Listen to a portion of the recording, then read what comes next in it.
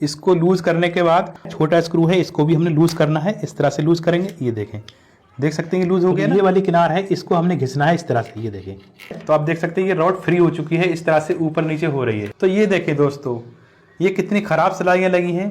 तो हो सकता है आपकी सिलाई मशीन में भी इनमें से कोई प्रॉब्लम हो सकती है, जैसे कि सिलाई मशीन का लच्छा देना, इस तरह से देख सकते हैं आप, या इस तरह से टाप करना। तो ये टाप कभी बड़े टाप भी होते हैं, कभी छोटे छोटे टाप करती है, यानी कि मशीन टाँका छोड़कर चलती है। और आपकी सिलाई मशीन कभी कभी धागा भी तोड़ती है, ये देखें। और कभी कभी क्या होता है, आपकी सिलाई मशीन दाना भी देती है। क्योंकि आज की इस वीडियो में हमने आपके लिए इन सारी प्रॉब्लम का सॉल्व करना बताया है, और आपकी सिलाई मशीन में ये प्रॉब्लम क्यों आती है और इसको कैसे सही करना है। तो आइए वीडियो को स्टार्ट करते हैं। तो सबसे पहले हम बात करेंगे, अगर आपकी सिलाई मशीन इस तरह से टाप करती है, लंबे लंबे टाँके छोड़कर चलती है, तो ये प्रॉब्लम क्यों होती है और इसको कैसे सॉल्व करना है। तो अगर आपकी सिलाई मशीन टाप करती है तो हमने सबसे पहले क्या चेक करना होगा। तो पहले हमने फ्रंट प्लेट खोलना है, इस तरह से ये वाला स्क्रू खोलेंगे, लूज करेंगे, और हमने ये वाला स्क्रू भी लूज कर देना है। और लूज करने के बाद हमने ये प्लेट इस तरह से निकाल देना है, ये देखें। उसके बाद हमने ये भी खोल देना है, और जो ये वाली प्लेट है हमने ये भी खोल देना है। तो जब तक आप वीडियो को लाइक करके शेयर भी कर दीजिए, अगर आप चैनल पर पहली बार आए हैं तो सब्सक्राइब भी कर लीजिए। तो अगर आपकी सिलाई मशीन टाप करती है तो हमने सबसे पहले यहाँ पर ये देखना होगा, ये जो निडल वाली रॉड है, जो ये वाला गज है, हमने इसको बिल्कुल नीचे लेकर आना है। तो हम इस तरह से व्हील घुमाएंगे, ये देखें। तो हम बिल्कुल नीचे लेकर आ गए, ठीक है। तो अब हमने यहाँ पर क्या चेक करना है, तो देखें हमने यहाँ पर चेक करना है, हमने ये देखना है हमारी निडल नीचे तक आ पा रही है या नहीं आ रही है।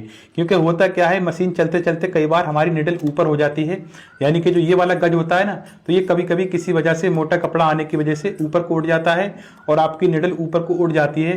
तो इस वजह से आपकी सिलाई मशीन टाप करती है। तो अगर मैं यहाँ पर चेक कर पा रहा हूँ तो हमारी निडल इस तरह से नीचे को यहाँ पर दिख रही है। तो यहाँ पर आपकी निडल करीब 1 सूत या 1.5 सूत नीचे को होनी चाहिए यहाँ से, ठीक है। अगर यहाँ से 1 या 1.5 सूत ऊपर को नहीं है, आप इस तरह से पेचकस से टच करके देख सकते हैं, ये देखें। तो यहाँ पर ये टच हो रही है, तो यहाँ पर ये निडल तो सही है। अगर मान लीजिए यहाँ से आपकी निडल ऊपर है, तो आपने इसको नीचे लेकर कैसे आना है, क्योंकि अगर ये निडल नीचे नहीं होगी तो आपकी मशीन धागा भी नहीं उठाएगी। तो हमने यहाँ पर इसको नीचे कैसे लाना है। तो अगर आप यहाँ पर ध्यान से देखेंगे तो यहाँ पर एक स्क्रू दिया गया है, तो हमने इस वाले स्क्रू को यहाँ से खोलना है, यानी कि लूज करना है। तो ये स्क्रू लूज करने के बाद अब मैं आपको दिखाना चाहूँगा, जो ये वाली रॉड है, तो आप देख सकते हैं ये रॉड फ्री हो चुकी है, इस तरह से ऊपर नीचे हो रही है, ये देखें। सबसे पहले आपने व्हील घुमाना है इस तरह से, जो ये वाला पार्ट हिल रहा है, ये देखें, ये इस तरह से ऊपर नीचे हो रहा है ना। तो सबसे पहले हम इस पार्ट को नीचे लेकर आएंगे। तो इस तरह से ये पार्ट ऊपर को नहीं होना चाहिए, बिल्कुल नीचे होना चाहिए, ये देखें। अब ये नीचे हो चुका है ना। अब हमने निडल को इस तरह से नीचे लेकर आना है, और हमने यहाँ पर चेक करना है, जिस तरह से मैंने आपको बताया था, ये निडल यहाँ से करीब 1 या 1.5 सूत नीचे दिखनी चाहिए। तो इस तरह से हम निडल को नीचे लेकर आएंगे, ये देखें। तो निडल की नोक जो है, निडल का पॉइंट जो है, करीब 1 या 1.5 सूत यहाँ पर नीचे दिखना चाहिए, ठीक है। उसके बाद आपने सेम पहले की तरह यहाँ से इस वाले स्क्रू को टाइट कर देना है, ये देखें। अब ये बिल्कुल भी ऊपर नीचे नहीं हो रहा है, तो हमने ये वाला स्क्रू टाइट कर दिया है। उसके बाद हम व्हील घुमाएंगे, तो ये देखें इस तरह से निडल ऊपर नीचे हो रही है, यानी कि गज ऊपर नीचे हो रहा है। उसके बाद अगर आपकी मशीन फिर भी इस तरह से टाप कर रही है, सही नहीं चल रही है, तो आपने यहाँ पर क्या चेक करना है और क्या सही करना है। फिर उसके बाद जो ये वाला स्क्रू दिया गया है, हमने इस वाले स्क्रू को लूज कर देना है।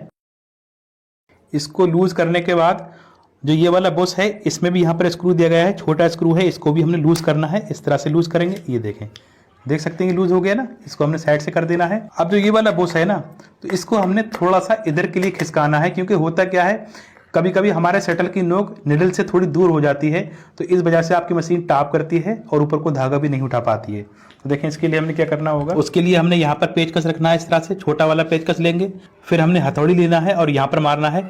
इस तरह से मारेंगे, ये देखें। तो इस तरह से थोड़ी मारेंगे, तो ऐसा करने से क्या होगा, ये जो बुश है ये थोड़ा आगे को खिसक जाएगा और आपके शटल की नोक निडल की नोक से मिल जाएगी और कोई भी गैप नहीं रहेगा। उसके बाद अब मैं आपको दिखाना चाहूँगा, अभी जो हमने शटल के बुश पर ठोक लगाई है, तो ये हमने क्यों लगाई है। होता क्या है, कई बार ये जो शटल की नोक होती है ना, तो ये निडल से थोड़ी दूर हो जाती है, बीच में गैप हो जाता है, तो इस वजह से आपकी मशीन टाप करती है और धागा भी तोड़ती है। तो हमने शटल को इसीलिए आगे को थोड़ा सा ठोका है, ताकि शटल थोड़ा करीब में आ जाए और आपकी मशीन टाप ना करे।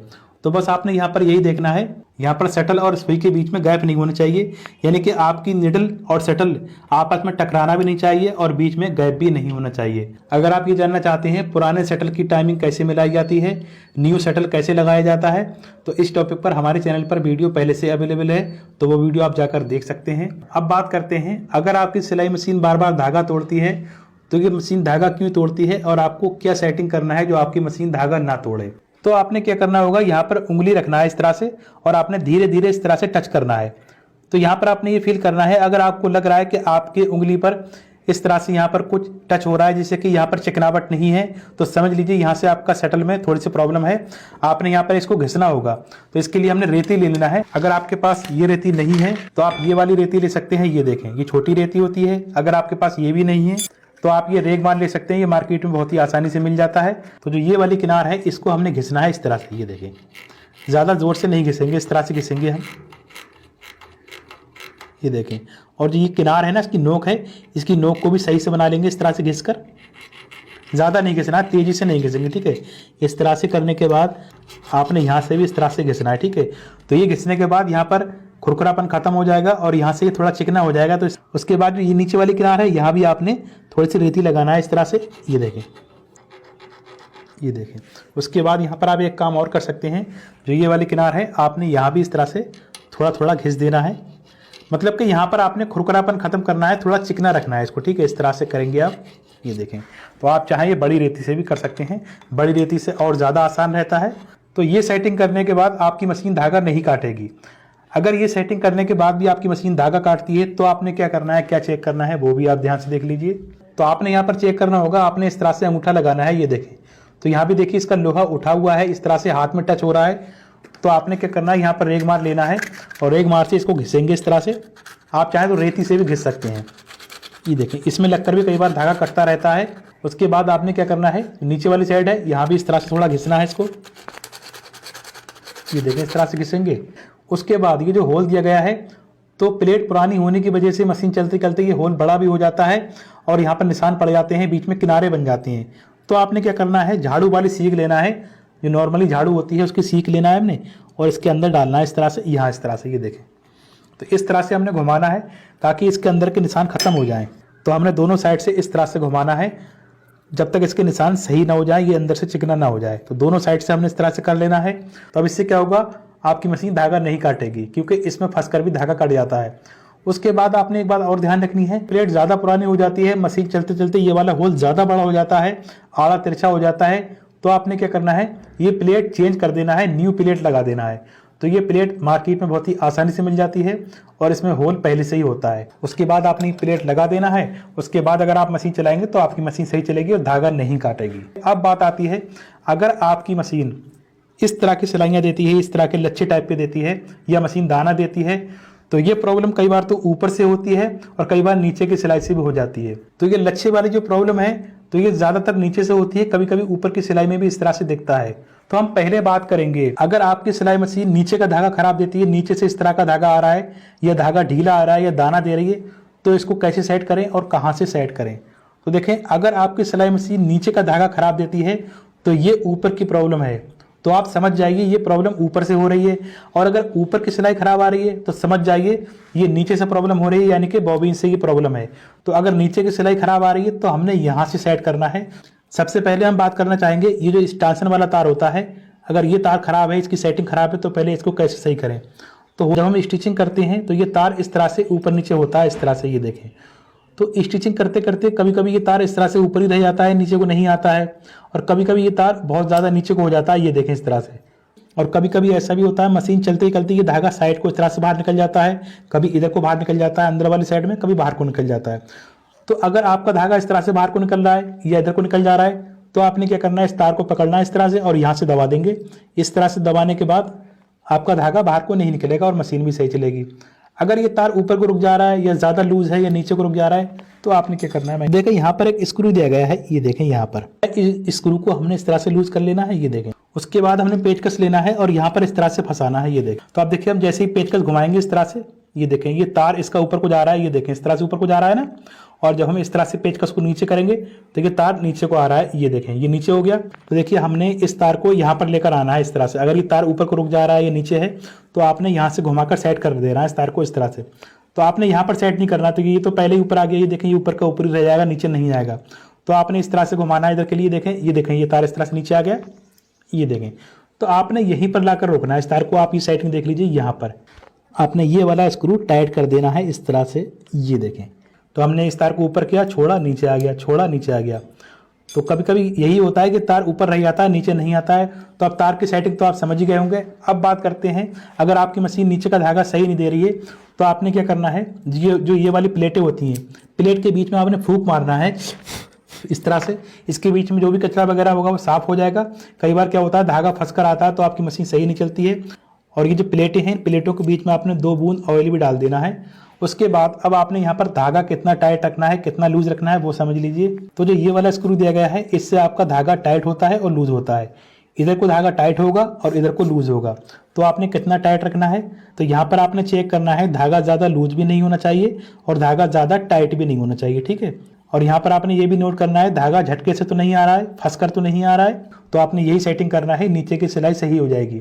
अब बात करते हैं, अगर आपकी मशीन ऊपर की सिलाई खराब दे रही है तो आपने क्या करना है।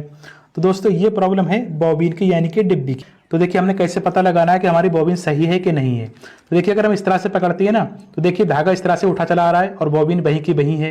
तो इसका मतलब कि धागा लूज है। तो होता क्या है, कई बार हम यहाँ से धागे को ज़्यादा टाइट भी कर देते हैं, फिर भी हमारा धागा लूज रहता है और धागा टाइट नहीं हो पाता है। कई बार ऐसा भी होता है, यहाँ से धागा झटके से आता है, यानी कि फंस कर आता है, तो इस वजह से मशीन सही नहीं चलती है। तो सबसे पहले हमने क्या करना होगा, यहाँ से पेचकस डालेंगे। ये जो पत्ती होती है ना, इस पत्ती में यहाँ से इस तरह से पेचकस डालेंगे यहाँ से, और हमने इसमें फूंक मारनी है पत्ती के बीच में। इसके बीच का कचरा साफ कर देना है। उसके बाद यहाँ भी आप 2 बूंद ऑयल डाल दीजिए, ठीक है। उसके बाद ये वाले पेच कसने के बाद भी आपका धागा टाइट नहीं हो पा रहा है, लूज है, तो आपने क्या करना होगा, ये दोनों स्क्रू अलग करने हैं और जो ये पत्ती होती है, इस पत्ती को निकाल कर इस तरह से मोड़ देना है, इस तरह से दबा देना है। तो ये दबाने के बाद आपने दोबारा से ये वाले स्क्रू कस देना है, यानी कि पत्ती लगा देना है, तो आपका धागा टाइट हो जाएगा, ठीक है। तो आपने यहीं से इस तरह से टाइट कर देना है। उसके बाद अब बात आती है, धागा कितना टाइट होना चाहिए, कितना लूज होना चाहिए। सबसे पहला काम तो ये होना चाहिए, आपने यहाँ से धागा मीडियम रखना है, ना ज़्यादा टाइट रखना है, ना ज़्यादा लूज रखना है। उसके बाद आपने यहाँ पर ये चेक करना होगा, आपने जितना टाइट ये वाला धागा रखा है उतना ही टाइट आप बॉबिन का धागा रखेंगे। आप इस तरह से दोनों धागे पकड़ेंगे और यहाँ से आप एक साथ दोनों धागे खींचेंगे। तो यहाँ से आपको अंदाज लग जाएगा, पता लग जाएगा कि कौन सा धागा टाइट है, कौन सा लूज है, या दोनों एक जैसे हैं। तो आपने दोनों धागों को सेम रखना है, एक जैसा रखना है, यानी कि ऐसा नहीं होना चाहिए ये वाला धागा लूज है तो ये वाला टाइट है, अगर ये वाला लूज है तो ये वाला टाइट है, यानी कि दोनों धागे एक बराबर होने चाहिए। उसके बाद जब आप मशीन चलाएंगे तो आपकी मशीन सही चलेगी, ऊपर की सिलाई भी सही आएगी और नीचे की सिलाई भी सही आएगी।